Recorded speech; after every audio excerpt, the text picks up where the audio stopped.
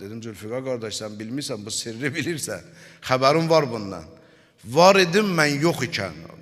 Mən yox olanlar necə var ola bilərəm? Var idim mən yox ikən. Bəli, bu dünyada yox idim.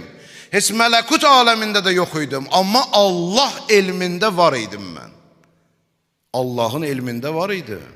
Ona görə var idim mən yox ikən, sirri xudadan keçdim. Ona da sir deyərlər, yadınızda qalsın.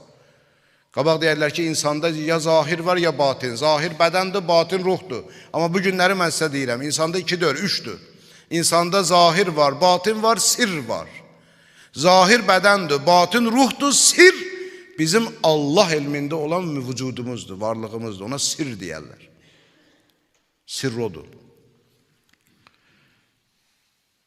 Rükudan qalxanda, ona görə necə deyirsən ki, Allah bizi yoxluqdan yaradıb? İndi Allah bizi yoxluqdan yaradıb, yoxsa yoxluqdan varlığa çıxardı?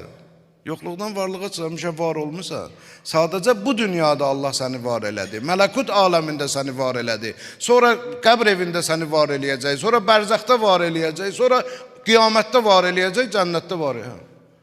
Demək, həmişə var olmuşsan, ya onun elmində olmuşsan, ya ruhlar aləmində olmuşsan, ya bu dünyada olmuşsan, ya bərzəx aləmində olmuşsan, ya ahirətdə olmuşsan, insan həmişə olub. Ona görə göründü Quran nə deyir? Quran nə deyir?